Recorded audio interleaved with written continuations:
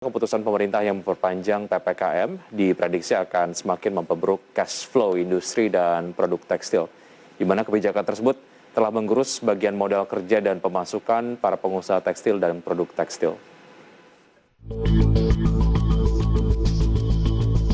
Keputusan panjang PPKM darurat hingga tanggal 25 Juli 2021 dinilai akan semakin memperburuk cash flow industri dan produk tekstil, di mana kebijakan yang mulai diterapkan sejak 3 Juli lalu telah menggerus bagian modal kerja para pelaku usaha TPT akibat pengeluaran yang tidak seimbang dengan pemasukan.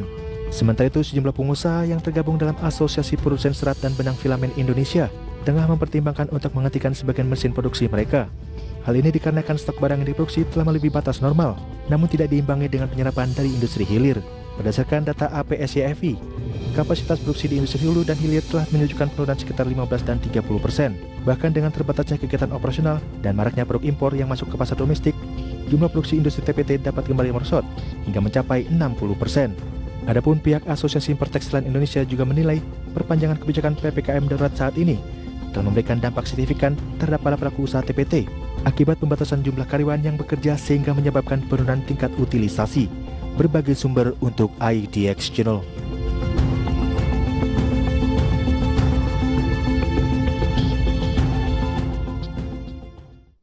Ya, pemirsa, untuk membahas tema kita di paruh kedua di Market Review sudah terhubung melalui aplikasi Zoom Bapak Suharno Rusdi. Beliau adalah Ketua Umum Ikatan Ahli Tekstil Seluruh Indonesia atau IKATSI.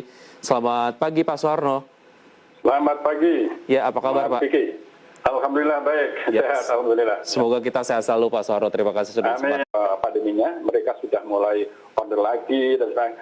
Kita sebetulnya tidak ingin ketinggalan atau kehilangan market yang sudah kita miliki kontrak itu. Oleh karena para teman-teman yang di kawasan industri berikat, mereka saya lihat masih bisa survive lah dengan mempekerjakan karyawannya mungkin bisa lebih 80% untuk memenuhi order yang mereka sudah dapat untuk ekspor. Ini mau tidak mau saya kira mereka lebih berat untuk meninggalkan pasar. Karena kalau komitmen volume, komitmen ketepatan waktu tidak dipenuhi, maka habislah pasar ekspor mereka. Jadi itulah yang strategi teman-teman survive di lapangan untuk ekspor.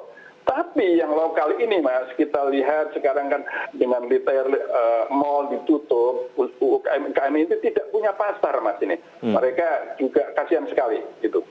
Oke, dan tidak serta-merta barang-barang yang selama ini tidak terserap oleh pasar domestik langsung dialihkan ke pasar ekspor begitu ya? Tidak bisa, tidak mungkin Mas. Speknya beda, brandnya beda gitu. Baik, oke. Untuk kapasitas produksi yang memang terbatas, ini terkait dengan pembatasan kegiatan, kemudian juga dari volume karyawan yang memang masuk yang juga dibatasi. Yang dilakukan sejauh ini untuk teman-teman yang orientasinya ekspor, seperti apa? Apakah memang tetap melakukan produksi dan juga pengiriman dengan kapasitas yang terbatas tersebut, atau untuk sementara memberhentikan kontrak terlebih dahulu? Ya, kita renegosiasi dengan buyer kita di luar, Mas. Kalau mereka katakan bisa reschedule, ya kita ikuti mereka. Tapi kalau ada produk-produk, mereka kan 4 musim, Mas.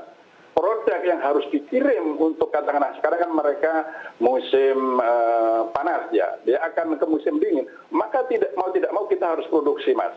Kita harus segera kirim supaya nanti tepat waktunya di sana. Ketika dibutuhkan oleh outlet-outlet mereka. Tidak bisa mereka musim dingin kita kirim baju-baju, pakaian yang musim panas atau musim semi. Mas. Jadi itu yang agak kesulitan bagi kita. Jadi kita negosiasi, tetapi yang tidak bisa ya kita renegosiasi ya tetap kita produksi, kemudian kita usahakan teman-teman tenaga kerja kita masukkan. Ya, tetap jadi tidak 50% total ya. Kita negosiasi dengan pemerintah daerah supaya ini ada kepentingan pasar yang tidak bisa kita tolak begitu saja, yang tidak bisa putus begitu saja, karena kredibilitas industri kita akan rusak, kredibilitas Indonesia akan rusak kalau caranya seperti ini. Jadi mereka tetap berstrategi memasukkan tenaga kerja walaupun mungkin tidak sesuai dengan prokes dengan peraturan pemerintah PPKM level 4 atau emergency kemarin, Mas. Baik. Ya. Oke. Yang paling penting adalah dalam operasionalnya untuk memenuhi kebutuhan market tersebut dilakukan dengan pengawasan protokol kesehatan yang ketat begitu. Betul, Karena mau tidak mau itu adalah jalan tengah yang kita harus lakukan agar ekonominya jalan, kemudian juga penanggulangan pandeminya juga jalan. Pak Suharno, terima kasih sudah bergabung bersama kami di Market Review. Saya tahu ini kemudian menjadi masa yang sulit untuk teman-teman TPT. Tetap semangat selalu dan sehat selalu, Pak Suharno. Sampai jumpa. Ya, sampai jumpa. Terima kasih. Baik. Dan